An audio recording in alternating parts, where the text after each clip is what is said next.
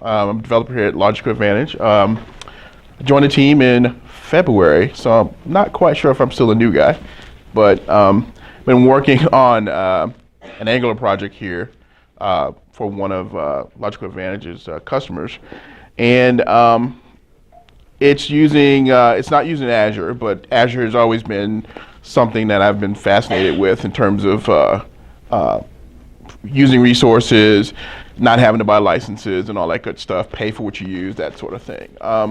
Azure has come a long way since it first was out. I don't know if any of you guys have used Azure in the early or in the beginnings, but it used to have something called web roles and worker roles and all that good stuff. That's still out there, but some of the things and services have been modernized and more integrated, and that's really what Azure App Service is. Azure App Service is a combination of things. I'm not sure what's happening there. Oh, there we go. All right, it's a combination of things. Some of the services have been renamed, and then there are also some new services that have been added. So Azure App Service is basically a way of grouping together various services to build enterprise applications. So before Azure App Service, if I wanted to actually build or deploy an enterprise app that had a website, a database, some mobile backend services, etc., those are actually different products that I had to actually set up, allocate, and manage in Azure. Well, this summer, or actually I think it was this spring, Azure App Services was introduced, and basically what they've done is they've kind of combined some of the more common features and services that you would use to build an enterprise application into one product that you can use, and extended it to the point where there's some internal communications that you can leverage to do some pretty cool things. Okay, so websites was the prior name to web apps. Pretty much the same product. It's IIS behind the scenes, website, nothing special. Okay, I think they added web jobs, which was the kind of the big thing. IIS node is yes. Huge for yes, and they support quite a few technologies: .NET, Node.js, Java, PHP, and Python. Okay. Mobile apps, which I personally have not used, but basically, in a nutshell, a lot of the backend services that you would set up for a mobile app, for instance, an API or push notifications, offline or syncing. If you had a data store on the mobile device and you needed to sync the data up with the backend server, all of those services will come under the mobile apps platform. And then API apps, which basically is web API with some additional technology, which I'm going to mention in a few minutes, that allows communications between these products so that you can actually build workflows. I don't know if you guys are familiar with Swashbuckle and Swagger, but that's sort of the glue or the magic. Swagger is basically it's a technology that allows you to describe your web API so that other clients can be created or documentation and so forth. And that's actually what they're using when we get into actually the designer. They're using Swagger to actually set up the communication between the objects. And then Logic Apps is a new service. Logic Apps is basically a service that allows you to actually connect all of your API apps to other resources in your Azure setup. And we're actually going to get into that. It's actually pretty cool because there's a marketplace where you can actually off the shelf pull things like connectors to Twitter, Salesforce, their SMTP connectors, FTP connectors, Dropbox, etc. So that's pretty much the suite of services that comes with app services or app service. And this is just another slide that actually I came across. I think Scott Hanselman had the slide, and I'm not sure why the updates are so slow. That basically you can see the way it's set up. There we go. That the API apps with the Swashbuckler and Swagger config actually pulls all of this together. Okay. So, without wasting any more time, let's get to the fun stuff. Give me just a second. I'm going to change my video output. So,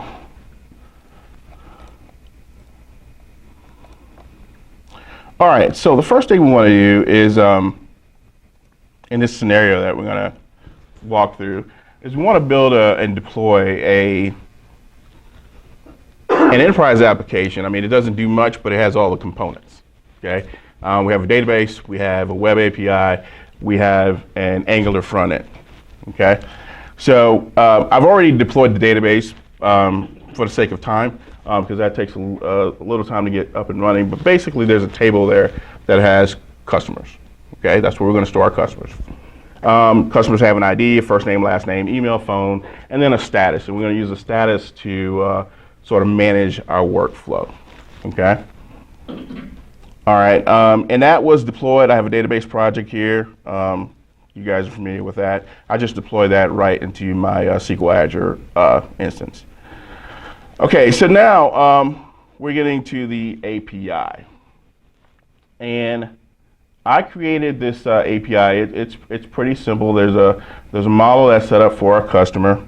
You see the same attributes: ID, first name, last name, email, phone, status, and a simple controller that has a few endpoints. The first endpoint is a get that basically just returns a list of customers that are in the database. And there's a post so that we can add customers to the database. And then there's this other endpoint called get signups, which basically means our logical app or logic app is actually going to use that service to pull in new signups, process them, and then update the database to say that they've been processed. Okay. So that's basically it. In creating a web API, or I'm sorry, an API app, I'm going to start up a new instance here so you can see the template. But basically, it's very similar to creating a web API. Okay. Again, when you create this, you get the Swagger code that actually allows it to be integrated into the Azure App Service. So I'm just going to create a simple project.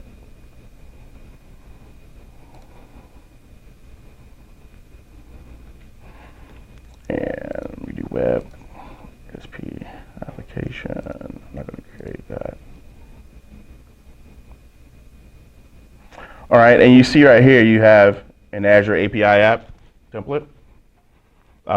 Basically, once that's selected, all that does is that tells Visual Studio to add the necessary setup and infrastructure for Swashbuckler and Swagger.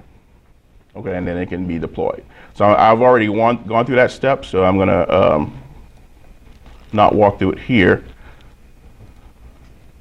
but we're going to deploy. So I'm going to hop over to the portal. Have you guys seen this before, the new portal? Okay. Can't do everything that you would do in the old portal, but there's a lot of good and new information in this portal. So the first thing I'm going to do is I'm going to hit new, and I'm going to create an API app. Azure's on its third portal. Yeah. I used this one. I'm still using the other. Surprisingly, from what I understand, this portal was written in Bootstrap, if I remember correctly. So I'm not sure why they chose that, but anyway. So deploy from your phone. Maybe, I don't know. Resize and see what happens. Yeah, this UI is hokey as hell. I don't know how you. It's Bootstrap, and what's the? There's the other not a competitor to Angular, but it's not used anymore. Backbone? No, not Backbone. Knockout. Knockout. Yes, Knockout. Yeah. All right, so I'm gonna give my API app a name, and I'm gonna call it LA Azure App Service demo. Okay. Now, right here is an important step because this is where your pricing and scaling and all that comes into play. Okay. So I'm gonna create a new plan, and I'm gonna call it LA Azure App Service. I really like putting LA in front of it. Okay? And here, I'm going to select basically my pricing. Okay?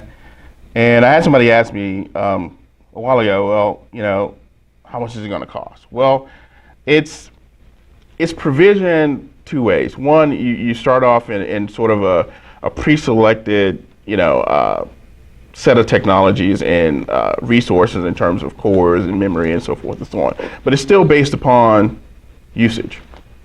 Okay? So currently, all the premium options are preview, and you can see there's an estimated cost of $178 a month if I want to go to a 4-core machine with 7 gigs of RAM, et cetera, all the way down to shared infrastructure, which basically means I'm riding a box with somebody else, and it's free. Okay. If you're going to do anything significant, these you can use to play around with, but quickly when you start to add, you know, apps, you run out of memory, you run out of storage. It's purely just for play. So what I'm going to do is I'm going to start off with this basic. Gives me 10 gigs of storage. I can add a custom domain, and actually it scales up to 3 instances. Okay. Now remember, this is, think of it as configuring a server that's going to house not only your web app, but your API app, your logic apps, not your database, but everything that was in that diagram that had the four boxes. Okay, they'll all run on this server.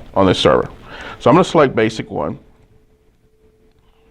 Resource group is just a grouping. I'm going to leave that the same since I have some other things that are already set up, and then that's just my MSDN subscription. So I'm going to click create. So it's doing two things now. It's actually setting up my Azure App Service, sort of the container, and then it actually created my web API. So this actually goes pretty quick. Unless today is going to make a liar out of me. Virtual machine or not? I'm sorry? Is it a virtual machine? It is a virtual, well, actually, no, this is actually a server. If I go to shared infrastructure, then it's actually, you're riding on a virtual machine on another box with other folks. But this is actually a physical box that I get. So I'm not running shared. Yeah, but I mean, it's still virtual. Everything in Azure is virtual. Well, yeah, but I'm on a dedicated box, basically. I'm not sharing that box with anybody else. Hop into it. I haven't tried to do that, but we'll try afterwards. And it's going to make a liar out of me today. It's okay, try using V12. Already went through that pain. It's already set up. Yeah, you're doing that one. All right, here we go. So it's set up. Now, I'm going to switch back over to Visual Studio, And let's kill this one. And I'm going to right click and deploy. I'm going to just deploy it directly from Visual Studio, but obviously it supports continuous integration and Visual Studio Online deployments and all that good stuff. So I'm going to do publish. And I'm already logged in, so it's going to tell me, here's all my potential API apps that I can deploy to. And let's see.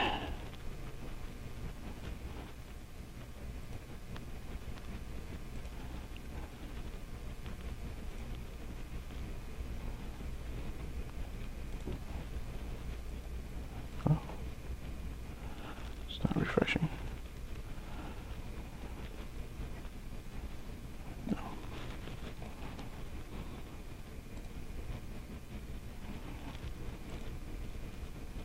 Huh.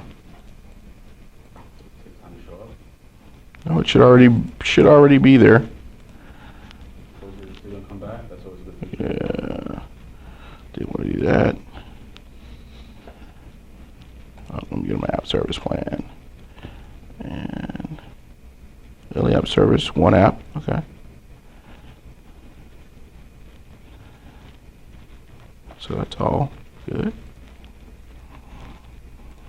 And Azure App Service.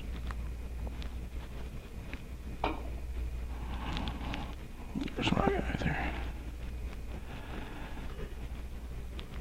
Yep, it's all there. So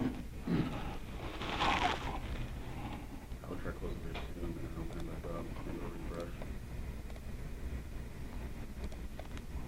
yeah, we'll try that.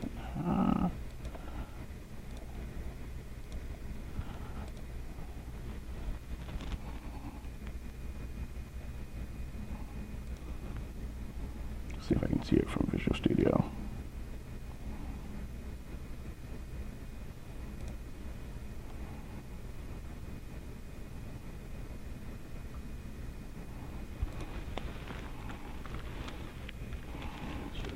Yeah. The website doesn't have your picture on it. You just see it does. Signing the same account. No, it should have been the same account, but let me fire it up again and see.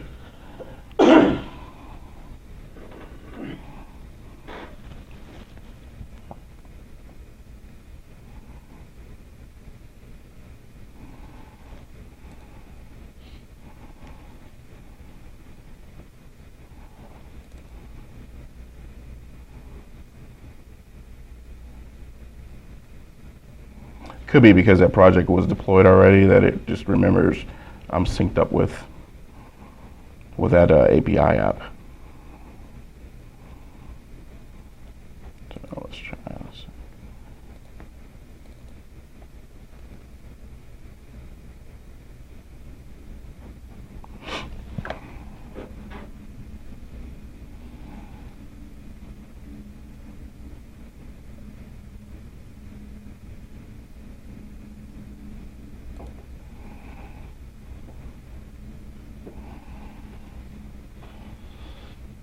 So you have to publish through Visual Studio?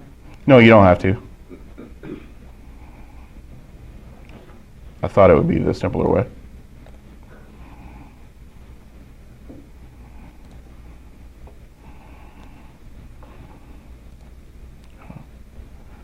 Let's see.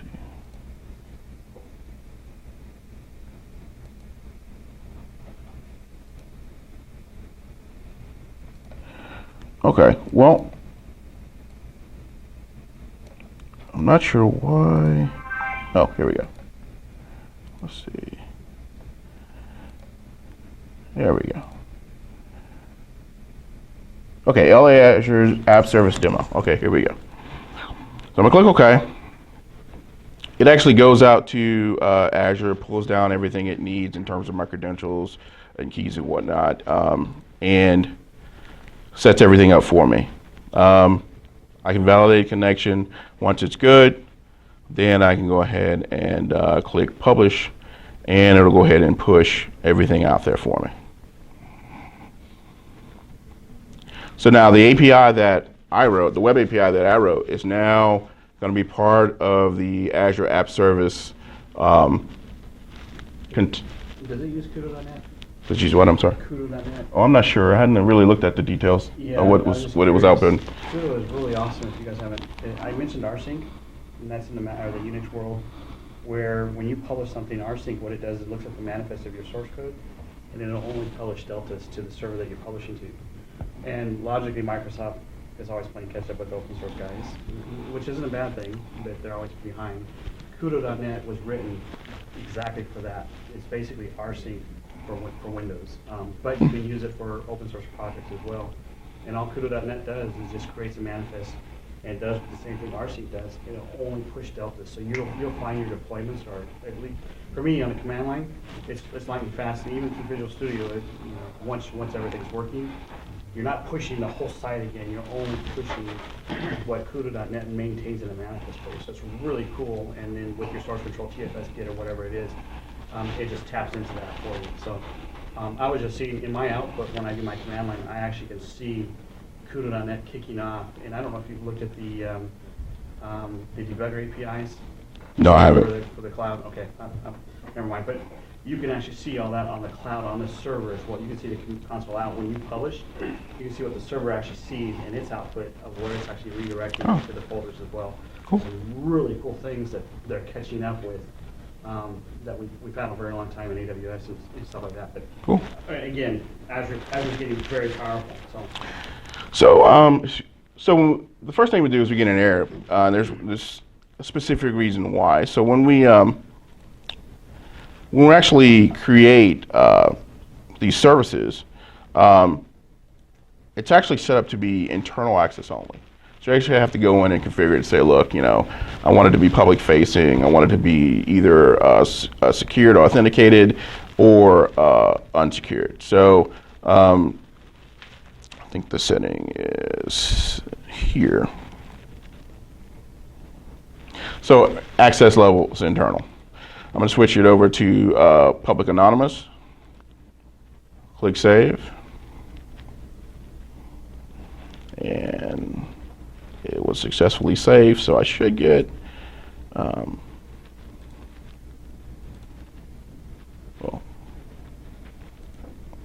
I'm getting error.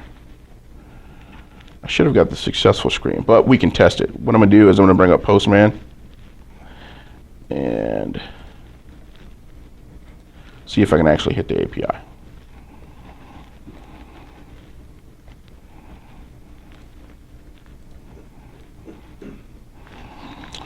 All right, so my URL is this long thing.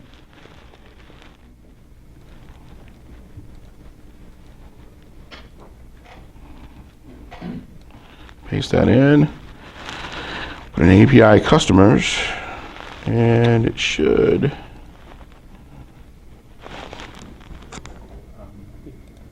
API. And I get an empty collection. So it is publicly facing, I can get to it. Okay? All right, so that's step one. Step two is we have this web app over here. And it's very simple. It really consists of one page, actually 2 pages. We have a form that basically accepts input from a user, the same data points for a customer. And we have a backend script in the apps folder that does some pattern matching for phone number, but it also has the process sign up. So this is a user that will be signing up for our application. So now what I'm going to do is I'm going to go ahead and paste in the URL that I just copied from Visual Studio because I actually want this guy to talk to the web API that I just published. You don't have your endpoint. The API does. I'm sorry? Delete it too much. You don't have your endpoint. So the API customer. Oh, yeah.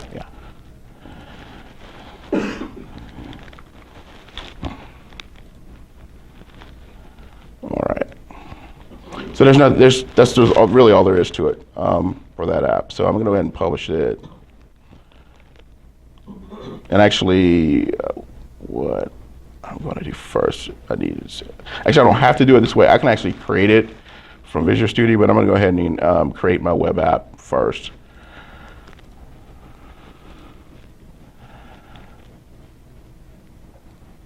All right, so oops.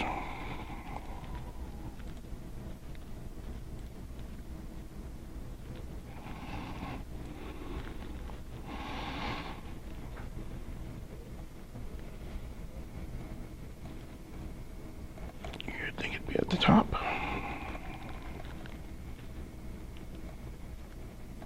Actually, it's faster way.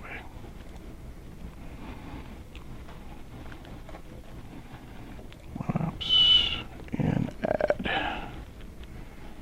Okay. Same thing, give it a name. I'm not sure. I must have fat figured that. Here we go. LA App Azure App Service demo. That's what we're going to call it. I'm going to leave it in the same resource group. I'm going to actually switch service plans. I want to put it in the one that I created for the demo, which is LA Azure App Service. So I'm guaranteeing that it's actually running as part of that group of apps. Click Create. And while that's deploying, go to Publish.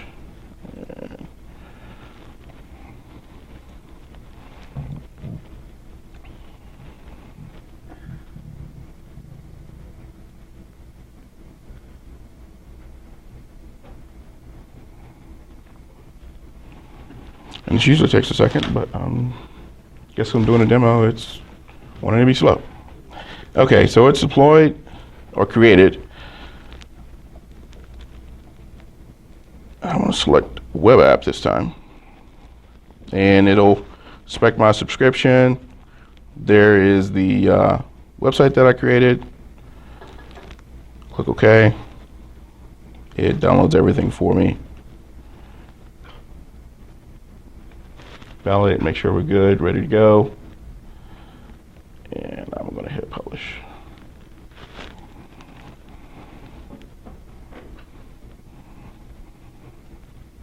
And once this is done, then we're basically done with publishing. We have a web app, an API, and the database, all sitting in Azure now. Okay. And this is where the actual fun begins. So this is the stuff that we know and do all the time. All right, so there's my app. Now, I'm going to go ahead and sign up for this, our new web application. Put in my phone number. And if all goes well, it should say welcome.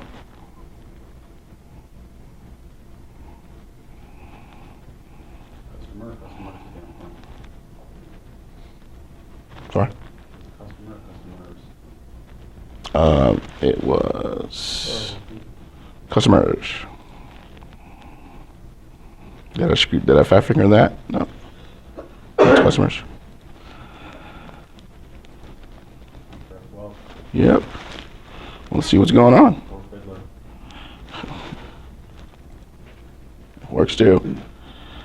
All right, let's see what we got going on. Access denied. Yeah.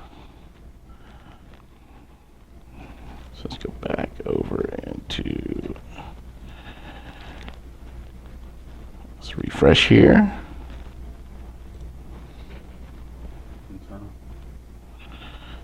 I think it might be the core setting. Hold on a second.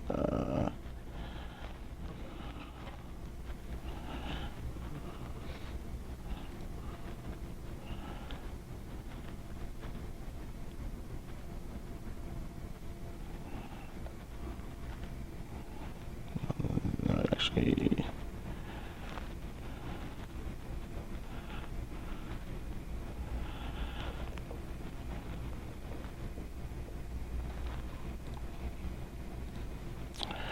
I believe there's one other setting on my API that I did not check, and that is, does it support the options? Yeah, the options query, of course. So let's go check that out. And let's go to the host.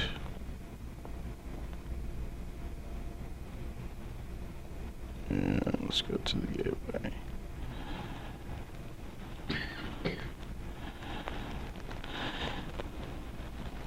Application settings.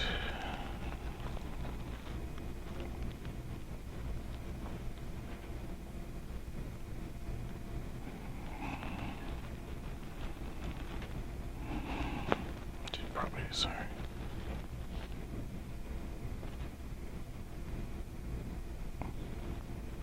I get an error over here. Oh.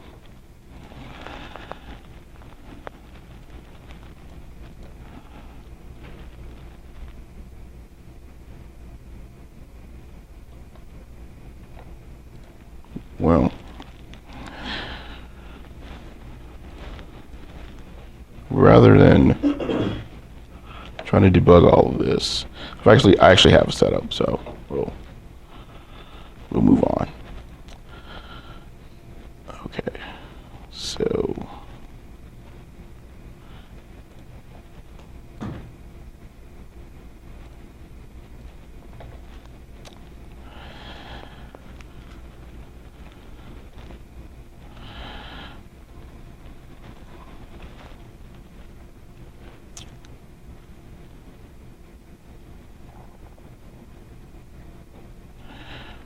I will have the URL in a second, and if, let's see.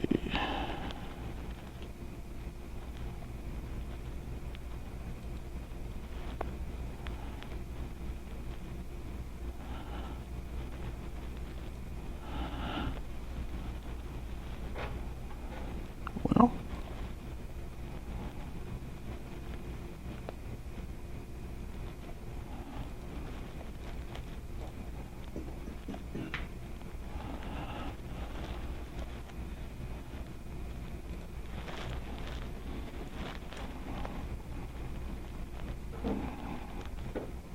here's my web app. Yeah, here we go, this guy here. All right. Sure.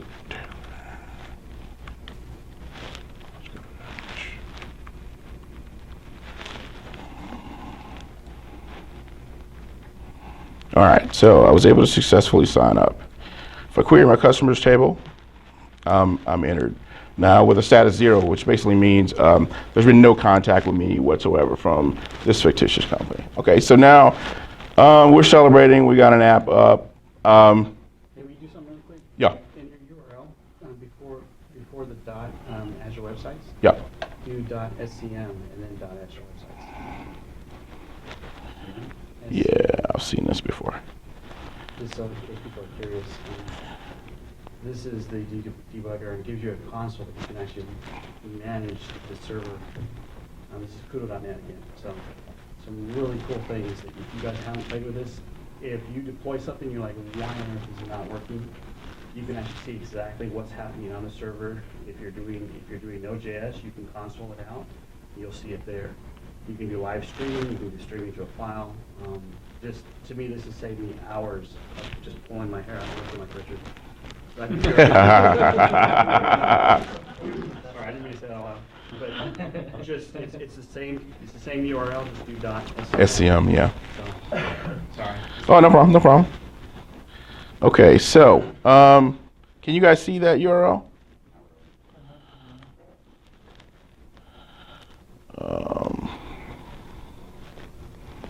It is. It's Azure App Service Demo Web .azurewebsites.net. If you have a computer or tablet, phone, if you can go to that website and sign up. If you don't mind. I'm not going to spam you with trying to sell you something or any of that sort of stuff. But if you don't mind putting it, huh? Yeah, Can the you credit card field. copy Yeah. that URL so we can see it bigger? Let's see. Paste in the first name. Isn't there and like then do magnifier? I'm sorry. I was just gonna say, just paste it in the first name and then do Control plus plus. That'd be good. Paste in the first name. Yeah, just to. Grab the URL, Yep. paste in the first name and then do Control plus plus. Oh, gotcha. There you go.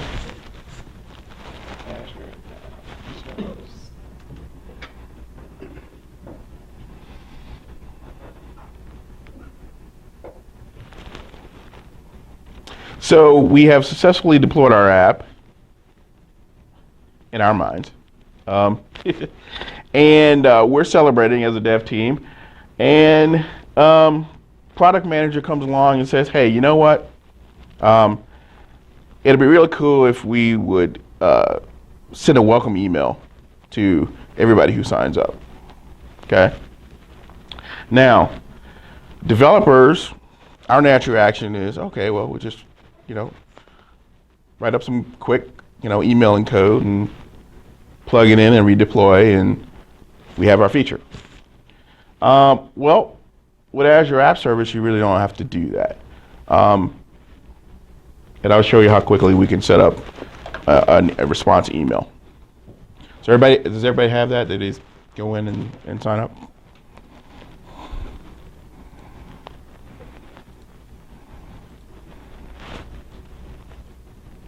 Did anybody sign up? I think maybe.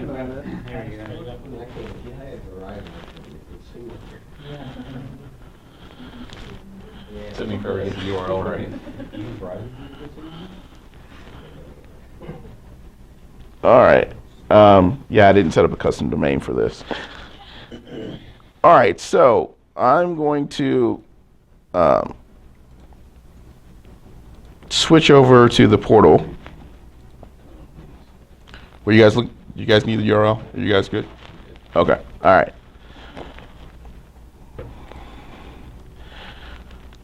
So what we want to do, the first step of this process is we actually need to see the data in the database. Okay. There's really two ways to do it. The way we're deployed.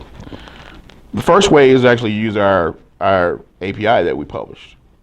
There's a couple of endpoints that we can call, and it'll feed us data that we can process. The other way is that we actually can hit the tables directly, which the DBAs don't shoot me, but we can actually connect directly to our SQL Server instance and do some processing. So that's what I'm going to show first.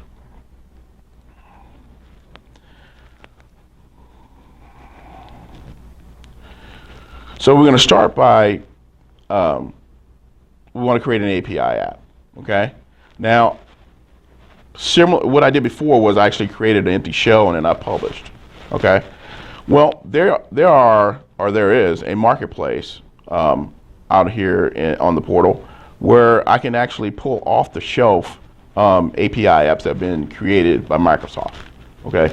And I believe, actually, I'm almost certain that they're going to actually open this up where you can actually create your own APIs or API apps and actually publish. Okay. So I'm going to go down here to the API apps section, click more. And there's one over here called SQL Server. I think it's down a little bit. SQL Server Connector. And it tells you what it can do. It can react to data changes. You can poll on intervals, or you can manually run them if you choose to do that. So what I'm gonna do is go ahead and click create.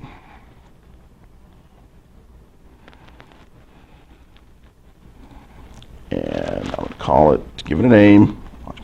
Azure App Service Demo SQL API.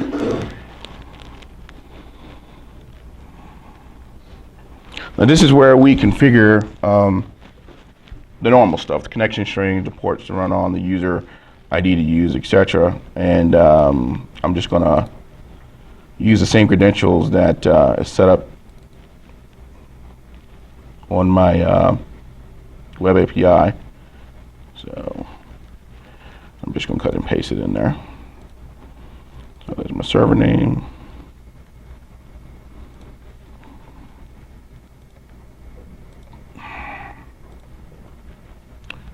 Username. Oops.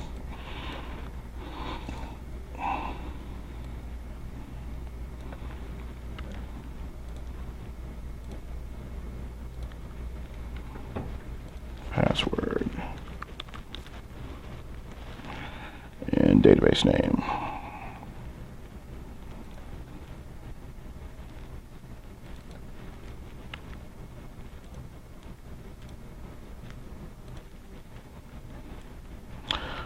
You can connect to on-premise or SQL Azure. Now down here is where you specify a few special data points. One, partner server name. So if there was an issue with this server and you need to connect to another server, you can. It'll actually fall back to that server if you wanted to. You can specify the tables that you want this API app to actually access, so you can lock it down. So in this case, we're just going to give it our customers table.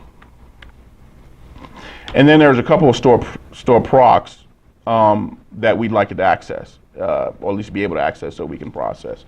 And I have those saved off in my, actually it's in the project.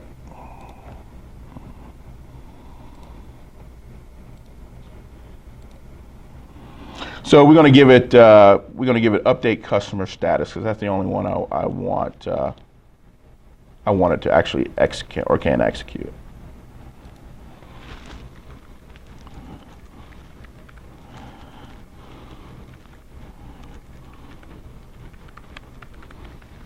Okay.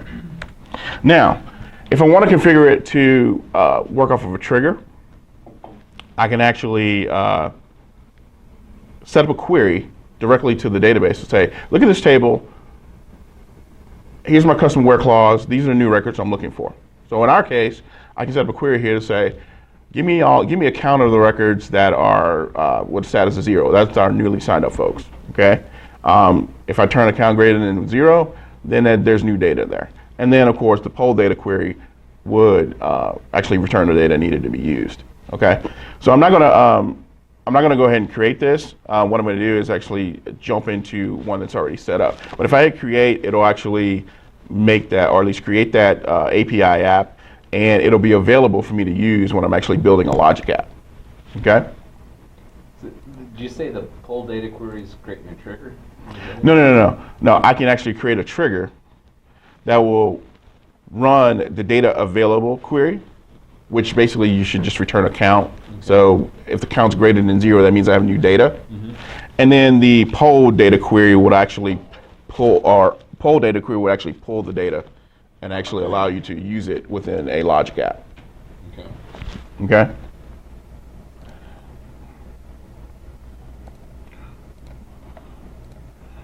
So I've created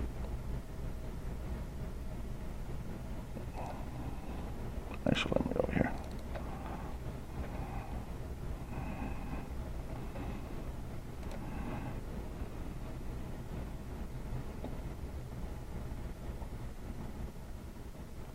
I've created a logic app here.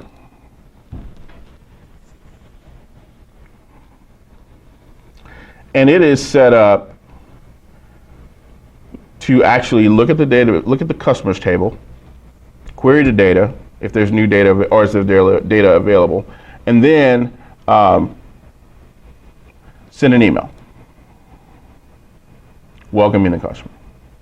Now, I'm not using a trigger in this scenario because I want to be able to manually launch it, but you can set it up as frequently as once a second, once a week. It doesn't matter. You can have a number of these things.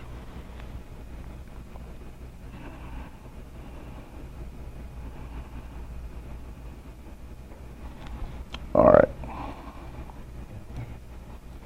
Everything's asynchronous since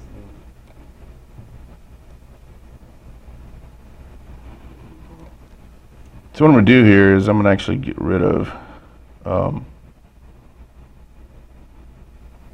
a couple other API apps that I set up. One of them is for Salesforce.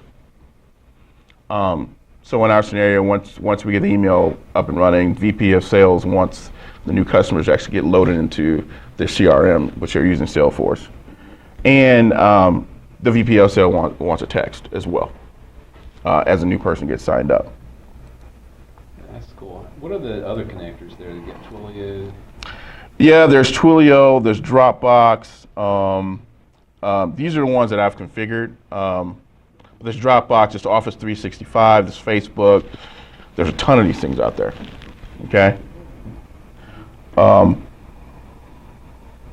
Can it work the other way, where like someone mentions you on Twitter, then Mhm. it calls your API? Yeah.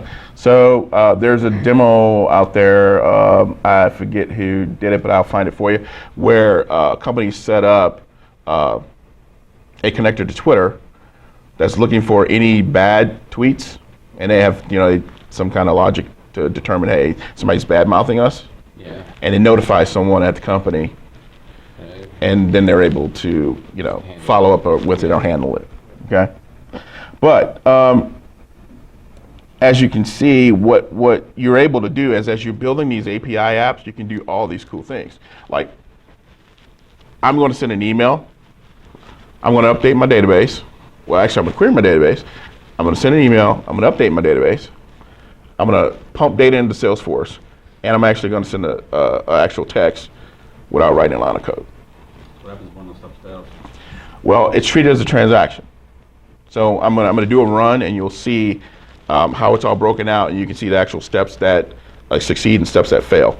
Now, if they're dependent, for instance, if I set them up so that their serial one depends on the prior, then it will stop.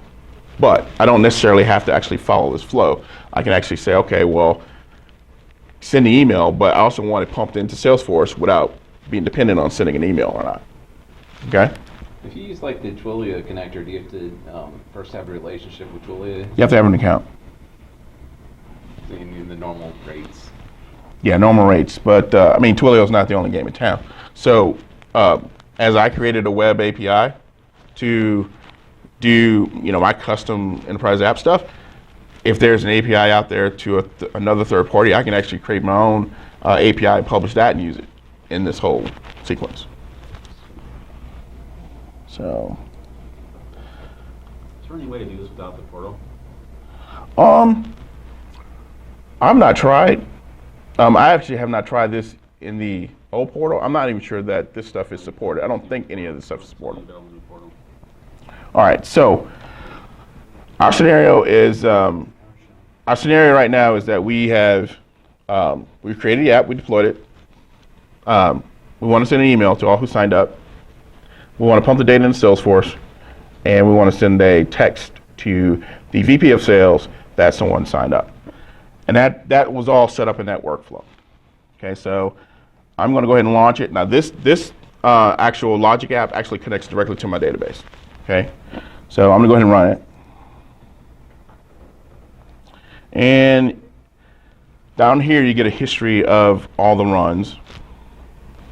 And you see that one's running. These are success and these are fails.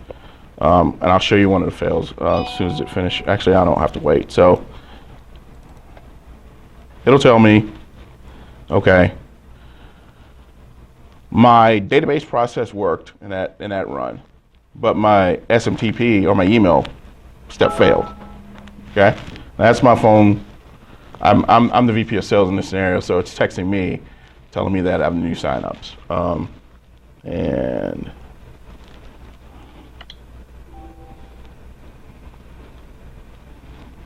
Got my email. you got your email? Yeah. So, and you can pass this around. This is yeah, exactly. So you can see, I've got an individual text for everyone that signed up to the new app, and you can pass that around. Now I look in history, and it took 30 seconds to run, which isn't too bad. But each individual step I can actually drill into. So in this case, it took 18 seconds for me to, that's my Salesforce integration, right? I click on it, I can get more details as to what happened, status, and so forth and so on. So it's easy to kind of figure out what was going on. So there's always proof in actually seeing what's happening. So you guys saw the text.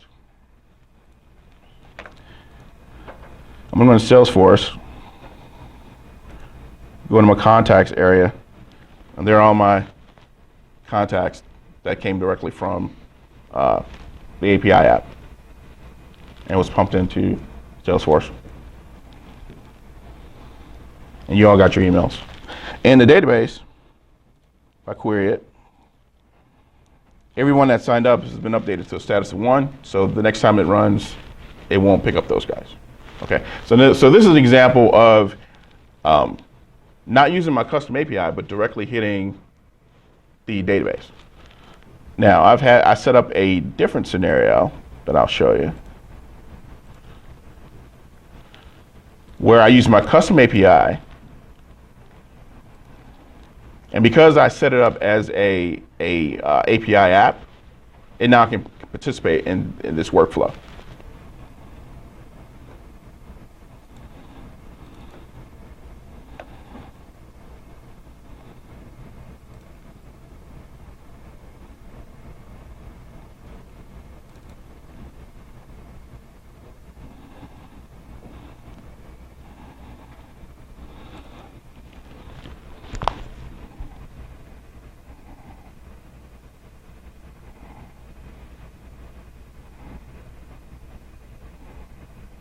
So I have a store proc. I have an endpoint on my web API called get signups.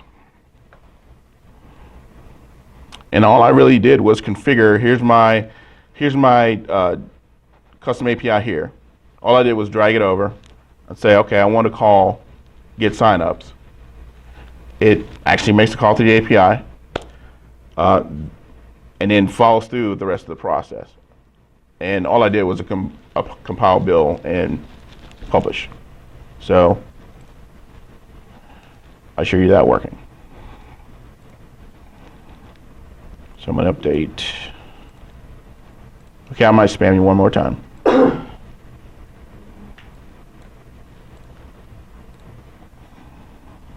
going to run this. It's version 2. So if there's, I don't know, a connector that's not out there for a service or something that you're using, you can write your own and make it part of this. Then you can have someone in, I don't know, not necessarily in a developer, but someone maybe in a tech department, product manager or something. They can actually work and build these things. It's basically just filling in some data points and watch it run. So I got the text, you guys heard that. And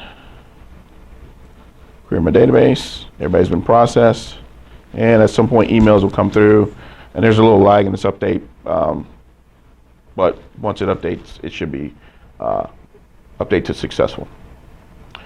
I think I got Mark's email. Mine says, hello, Mickey Mouse. Mickey Mouse. He put somebody else's email. Yeah, he put somebody else's email in there. So, so let me show you how easy it is to configure one of these things as we pull them up, API app as we pull it off the shelf. So, let's see.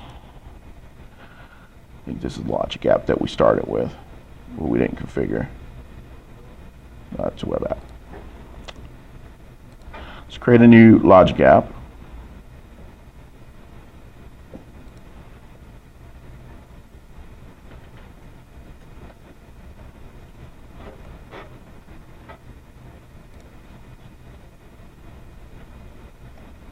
I'm going to create a new one.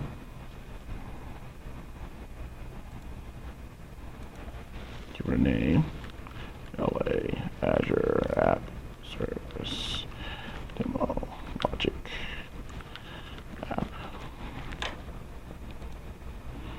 Pick my service plan, so I want it to be part of this grouping. It picks up the pricing and the resource group and the subscriptions and so forth and so on. And I'm not going to configure triggers and actions yet. I'm going to click create.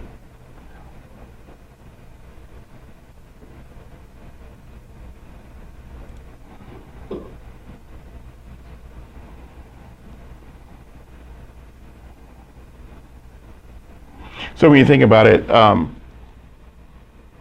kind of interconnectivity between disparate systems, that could take weeks to actually build, test, and get deployed. Whereas if these things were created, or at least those connections were created using Azure App Service, you can probably get it up and running pretty quickly. If you wanted to build a channel for other people to use and you want to charge money for it, is there a mechanism for that, or? Well, I think that's where the marketplace is going to come in. You build an API app, then you publish it in the marketplace, and then you somehow meter your calls to your API, and that's how you make money. You can also do the same with an API app. If they just get the API directly, you can have a sign-in that's going. But it doesn't come out of the box with any type of merchant account or any of those type of services. You have to wire something up to that. So this is where the Swagger code comes into play. So I have an off-the-shelf set of API apps that are over to the right that'll show up if I do create from scratch. But here's a bunch of pre-configured things that I can do. If I wanted to send emails, I wanted to do an HTTP post, I can. So I can string certain things along. Maybe actually I saw a demo of this company built. You would they would upload a picture of someone, and they would actually post that picture to a facial recognition API, and then it will return who it thought it was based on its database. And they actually strung along in this workflow, which is very cool. Okay, so remember I said that resource grouping was sort of important. As you can see, it groups everything that's part of what a part of that grouping that this Logic API app is a part of. So I'm going to pick my custom. It comes over, and it's saying choose a trigger. Okay, I didn't go in there and actually write the code to do the inspection for the trigger and actually pull the data for the trigger. So it's not going to allow me to do that. But if it did, then I will get options. How frequently is my or at least what's my interval and how frequently. So seconds, hours, minutes, so forth and so on. I think it's either weekly or monthly. So I'm going to delete this action, start over, and what I want to do is click run logic manually, which basically means I have to click the button. Somebody has to log in and click the button. So now, actually, did I click it? Was it checked? Oh, here we go. It's running for me. There we go, add steps. All right, so because of the actual Swagger metadata being there, it actually inspected the API and told me, hey, here's the endpoints you can actually access. I didn't write stitch code or any of that stuff. I just use that template. Okay, so get signups is basically the query. It queries the database, allows you to process those records, and it actually updates the status. Get is just a list, and then of course I can post if I needed to. Okay. So in this case, I'm gonna do get signups. Has no inputs. There's one important thing. If you have an action that is going to return a result set, you want to tell it to repeat over a list. Okay? And then it will actually inspect, in this case, the API, and there's no inputs for me to actually put in there. But when I show you the example with SQL, it'll actually show me the actual object model, or actually not the object model. It's actually the columns that are coming back from the query, and it'll give the result set a name, and I can actually repeat over that result set. And we'll do that.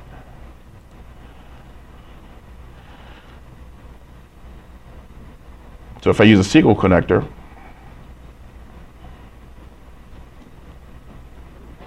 now I told it the actual table. Okay, so what it's going to give me is the basic CRUD operations that I can perform on that table, and it builds all the SQL for me. Okay, and you have the option of dealing with the data in JSON, and you have the option of dealing with the data in as XML. Okay,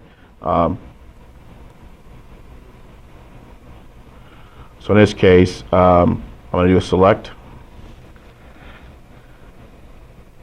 and I want to set my repeat. And I just give it the column names. Actually, I believe, no. I actually have to put the column names in here. So ID, first name, last name, phone, email. And here's my where condition. So where it was status is equal to 0.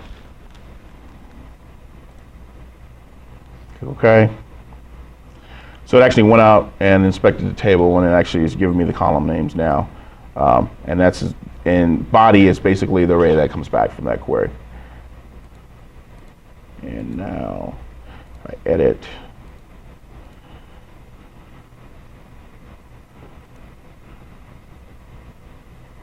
that's actually the only other option.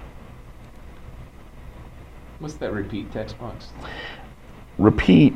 Actually, let me delete it and start over because I believe I'll do select.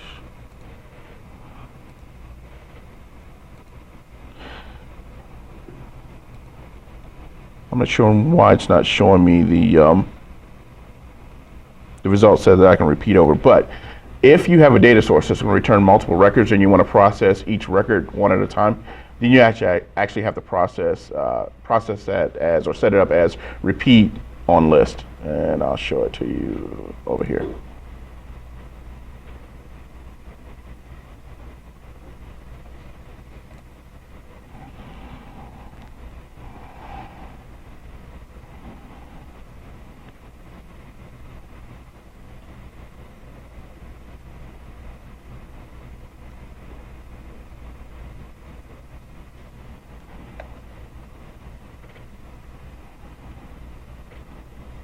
And of course, it gives me an error.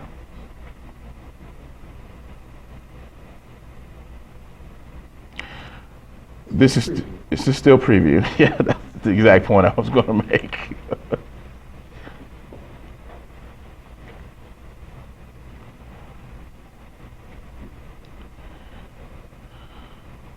Okay, so that it had a problem with the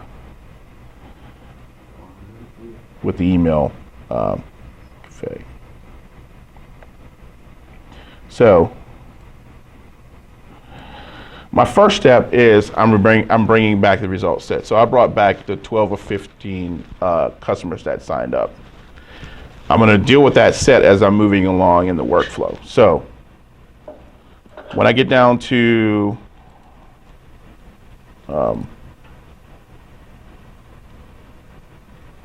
is it just a sequential workflow every time? It moves from this one to that one to that one? It can be, but you can also set it up so that you, for instance, Salesforce is not dependent upon email, or Twilio is not dependent upon email. You can set it up that way as well. So here, I've got a result set coming from SQL, and I have already set up to repeat over a list. So what happens is here, body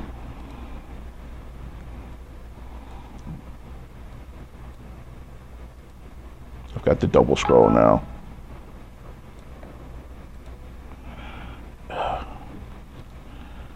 It's gonna make me chase it.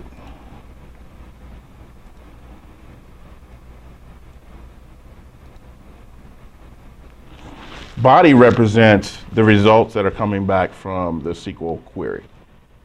So basically what I'm saying is, for Salesforce, I have this data set that's coming back called body, and for each one, I want to actually send in or make a call and upload them to Salesforce. Okay. Same thing for Twilio. If the VP of Sales didn't want an email for each person, maybe they just wanted an email to say, hey, we have new customers that have been signed up, then I don't have to do the repeat. What I can do is I can say, do not repeat, and just send a generic email that just says we have new customers, and he'll get that email every time the job runs, and it successfully captures new records, basically. Okay. Does anybody have any questions? Just the comments is cool. Really cool. Is there any way to get it to do something like take a list and summarize, like get a list of the names of people who signed up on that? Instead of like iterating through each one, this is the whole Instead of list. sending an email for each one, just send one email with the name of everyone who signed up. Let's see, how would you do that? You can write your own custom tag. Yeah, I think you'd have to write your own custom to do that. I don't think the email one works that way. Okay. Actually, what you could do is you can actually take, this is being a little creative, you can take your query results, dump them to like Dropbox in a file, then send that one file and attach it to the email, because you can attach emails. That'd be one way. And I think there's a way, I haven't tried it yet, but I think there's a way you can write out to the actual file system that this process is running on. So for a temp file, to actually do that. The list to an Office doc and then attach. Yeah, you possibly can do that as well. I haven't played around with the Office 365 connector, so I'm not quite sure what you can do. You can email them all to Dan, and then at the end of the day, Dan emailed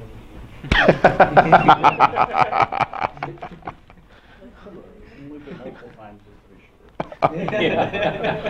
But I think what Microsoft was trying to do with this was twofold. One, they were trying to, as we deal with these enterprise apps, before this, you had to have all these different services that you had to configure, and you had to manage, and you have to actually pay for separately. Now you can combine most of the components of an enterprise app into one entity, pay for it once, and at the same time gain the connectivity between the different parts This is without writing code. I've been using if this then that, and it's similar to this, but it's not nearly as flexible. So like to do the tweet shirts that light up, it's the same thing where there's a trigger and an action, but you're very limited on what the API can do, and this is so much more configurable that you can like use in a real app. Yeah, I mean, I believe that was their idea. So, Can you author APIs in JavaScript or Node outside of C#? I don't see any reason why you couldn't. Shouldn't matter. It's, Yeah. It's a RESTful interface. Yeah, as long as you have a RESTful interface, it should work fine. So my next thing is to try to create, I'm going to create an API to some other service that's not part of the marketplace to see how well that works. Are those APIs open source? I have not seen any code for any of these these APIs. That's a very good question. My assumption, well, obviously somebody read the API specs to these different vendors and built this thing. But that's a good question. I'm going to actually ask somebody today to see if that's if they're open source. We did template, so. Yeah, that's a good question. Some of these channels, like the Salesforce connector, that's cool. Well, you can do all kinds of things with Salesforce. You can create you can create contacts, you can create accounts, you can create leads. You can do a ton of stuff, and it's back and forth. It's not just create. It's I can pull from. That's amazing.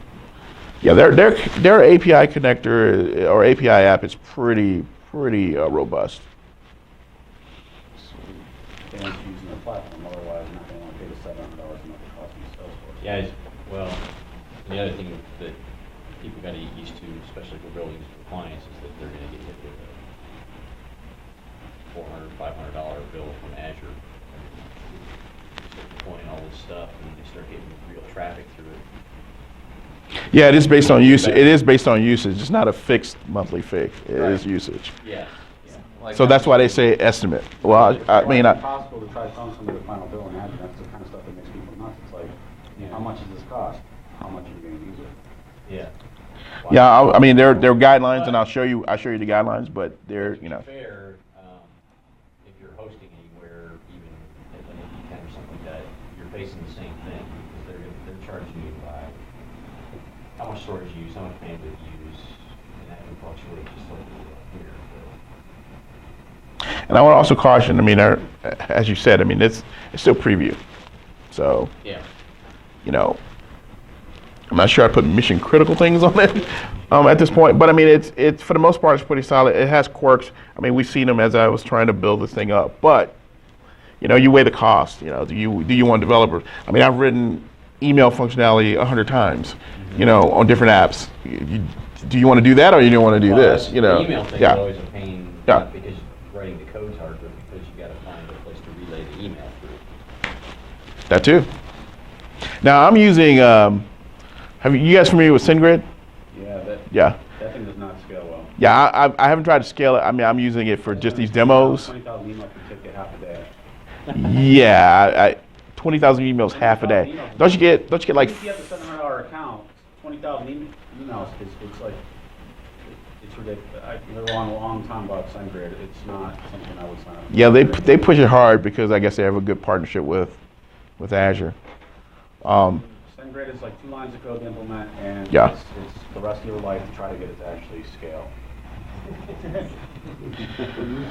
So they're saying they're estimating $178 as the top end, but as you can see, it says estimated. But, that's really not that expensive when you consider the development cost. Yeah. Oh, absolutely. So is it truly just BizTalk under the scenes, that orchestration? I cannot technically answer that question, but I've heard some folks in high places say that. So 13 years later, they finally found a use for BizTalk? I've now there. Even the concepts of connectors, I mean, that's straight from BizTalk. That's Yeah. yes. I have not confirmed that, but yes, yeah, that's what it is. And there's also something actually pretty cool too. There's a higher, well, I guess I'll phrase it this way. It's a sturdier implementation of I guess BizTalk services. So if you go into the marketplace, I'm not sure how it's priced yet because I haven't dug into it yet, but you'll see we have the API apps. And then if you scroll down a little further, so there's our API apps. You scroll down a little further and there is, it specifically mentioned BizTalk I saw it right here. going through there, yeah. So I'm not exactly sure, if those are signed off, enterprise versions of some of this stuff, but you can set those up as well. But it's not part of the Azure App Service. It's a whole different ballgame. So, and you can get pretty low. So here's protocols. And you can write, there it is, file connector. So you can write out a file, pump them to a list, and then do something with it, send an email, send a text. Pretty create units. This one, what's a file that's an input for this one? File. The email connector, do you have a template to actually document that email? Or? That email connector is pretty basic. I mean, you just plug in the server, your credentials, the port you want to use, and I just hooked it up to SendGrid, the basic credentials for SendGrid. But switch that out to whatever you want to use. Or write your own. That's the other cool part. If you don't like what's there, write your own. Any other questions? Gave me some excitement there. It's like, can't wait to go. Yeah, when who was it? Goo did the announcement. Scott Goo. He when I watched the video, I was like, oh, this is pretty cool. And actually, I was gonna do the Spark talk on something different, and I said, no, I want to dig into this. This is really cool. I can see this definitely impacting our statement of works and driving our costs down. Well, yeah, I Especially mean, for a prototype. I mean, Well, just like you're saying, you write these services, even custom services once, and now you can use it for any client moving forward, just a connector now. that's amazing. Yeah. Kind of what they did in 1999 with web services, but it actually works. that's all I had. Awesome. Appreciate your time. Yeah, nice talking. I apologize for the technical challenges, but you know. That was good too. Yeah, taught us. Yeah. Oh, the platform, the port of the premium, even a month ago, I think was portable, so they fixed a lot of stuff in the last month. Yeah. I think that's what they're sticking with. Well, they kind of had to fix it when the premium storage came out, because before premium storage, like, it sucked, and the premium storage came out, and all of a sudden it's like, oh, they got somebody that actually worked on the portal finally. Is that you can only do premium storage in here? Premium storage Yeah. in the new portal. Okay. And it's still not available in South Central. Ah. So if you're a really old Azure customer, you can't get it. Can you deploy? You can't deploy to South Central, can you? If you Still? have a legacy account, you can. If you have a legacy account, okay. I haven't tried in a while. If you have a legacy account and you had something set up by that cutoff date, which was sometime like 2012 or 13, then you could actually still create new instances. But Okay. if you were not after that certain date, yeah, you can only go to east, west, north, central, just central, and then, yeah, Okay. in central to Iowa. Not sure. I know East is Virginia. Yeah, east and east 2, and then west and west 2. Yeah, where I'm not sure what state. Oregon one's in California, I think. Okay. And then, Wasn't right, it's under fire. Currently. so there's whole data center down? This whole state of Oregon seems like it's on fire right now. Well, Oh, all that yeah. pot smoking that they're. That's the forest fires. It's a drying process. Like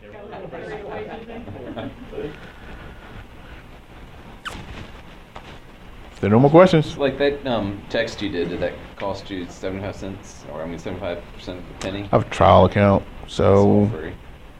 yeah, I forget what the limits are, but yeah, I haven't given them any payment information or anything like that. I just went on the site and set it up. And actually, I set it up for Spark, so that, yeah, they bugged me for a while until I told them to go away, because they call me like every 2 hours. Yeah, I mean, it's crazy. Salesforce, literally every hour. They use their own platform to sell you the platform. Yeah, it was crazy. Until I'm using it as a demo, so don't give me any hard times. Actually, you guys, I'm promoting your product. Yeah, well, that's kind of what the spin was. Like, You should leave me give alone, a man. free- I'm showing people how to use technology, connect to your technology. Leave me alone. Yeah. You know? If your sales are that bad, then you have to charge people that are promoting your product. Yeah, but once I told them to go away, then Well, they literally went away. They lie to use those old 976 numbers as a valid number, which is, I don't know if they still charge by the minute, but most of them will pass validators. Yeah, I know Twilio is kind of expensive, isn't it? Yeah, it's just less than a penny, 75% of a penny at text. Okay. For like the entry tier. Gotcha. Yeah. That's really cool. Thank you, Chris. Oh, no problem. Yeah. No problem at all. Thank you.